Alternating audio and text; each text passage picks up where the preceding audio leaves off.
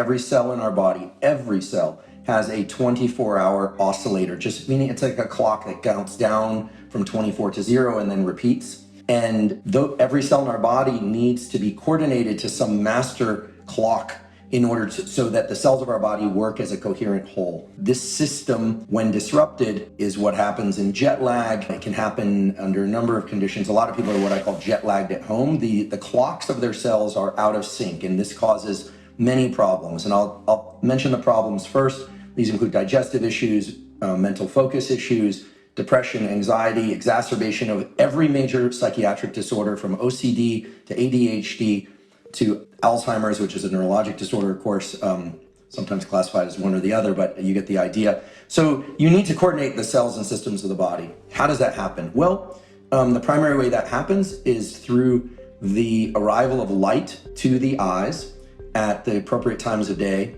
and the absence of light at other times. The foundational practice that I truly believe every person should do, ideally every day, but if not every day, most days, is to view bright light, ideally sunlight, within 30 minutes to an hour of waking, and ideally it would be even sooner. The idea is to get up in the morning and within about 30 minutes to get outside and get sunlight into your eyes. Do you need to be in direct sunlight? No. Do you need to stare at the sun? No. Please don't stare directly at the sun. I always say never look at any light, artificial or sunlight, that's so bright that it's painful to look at. You have a blink reflex for a reason. But how much and how long to do that? Well, it's going to vary because of time of year.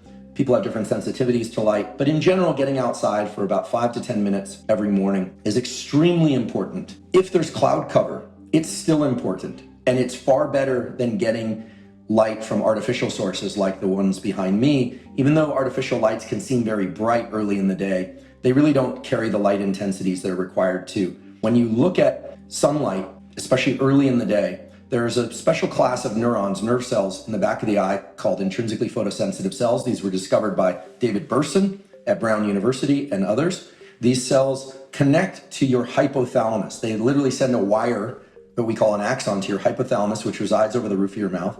And there resides what we call the master circadian clock. The master circadian clock also has a name, the suprachiasmatic nucleus, and the suprachiasmatic nucleus acts as a conductor for all the cells of your body, from your liver to your brain cells, every cell, and it starts sending out signals to coordinate those clocks. Think about a clock shop where all the clocks are out of sync.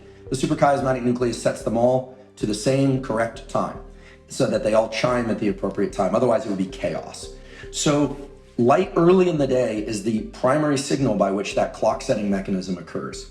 Now, if it's very dark out, you may have to rely on artificial lights. If you wake up before the sun comes out, turn on as many bright artificial lights as you can, but then once the sun is out, then go outside.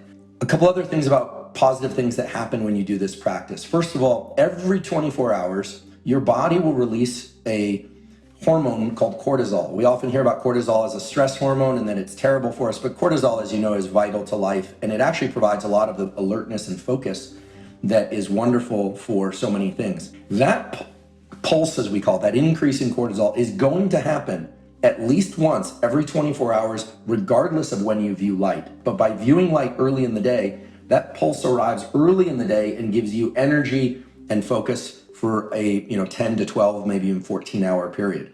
If you do not view light early in the day for a couple days in a row, what happens is that cortisol pulse starts to drift later and later into the afternoon. And a late shifted cortisol peak, I should call it peak or pulse, is closely associated with many forms of chronic depression. People's mood starts to get worse. They start having evening anxiety. They start having trouble sleeping. If you miss a day, no big deal. But the next day, you should try and get twice as much time outside. Now, why? Why would that be? It turns out that this clock mechanism is what we call a slow integrator. It's actually counting photons over time, light energy. So this part of our visual system is very different than the visual system components that we use to see edges and faces and recognize motion, etc. It is a clock setting mechanism for our entire brain and body. Many people report feeling much better immediately, but in addition to that, as you do this more and more, you'll start to recognize the physiological response. It's not a placebo response. There are two things that happen. That cortisol pulse starts to get entrained, as we call it, synchronized to this behavior and to this light viewing. And the other thing that happens is that when you do this morning light viewing, it sets about a 16-hour countdown to the release of another hormone called melatonin, which is released from the pineal gland and is the hormone that's responsible for transitioning us into sleep, not keeping us asleep, but transitioning us into sleep. So it actually helps establish better transition and quality of sleep later that night. Many people who have sleep issues find that just this simple morning light viewing practice assists their sleep issues tremendously. The other one, I would say a close second, is to absolutely dim the lights in the evening and late hours. The hormone melatonin, as I mentioned before, is powerfully inhibited by light. When you view light, even if you go into the bathroom in the middle of the night and you turn on really bright lights, that quashes the levels of melatonin that are released from the pineal. And many people get a little paranoid about light when they hear that. I wouldn't worry about it. I would just dim lights as dim as you need in order to safely move about your evening activities. And basically the time to avoid light would be between about 10 p.m. and 4 a.m. As a last point, if you somehow have to run to the store or to hospital or you turn on the lights in the middle of the night, don't freak out. Remember, these are slow integrating systems. It's just that if you're consistently looking at screens late at night or you're consistently turning on bright lights in the middle of the night, you're really messing up your system. So these are averages. It's a lot like nutrition or exercise. Try and get it right, or mostly right about 80% of the time. And don't panic if you happen to violate these tools every once in a while. You'll be just fine.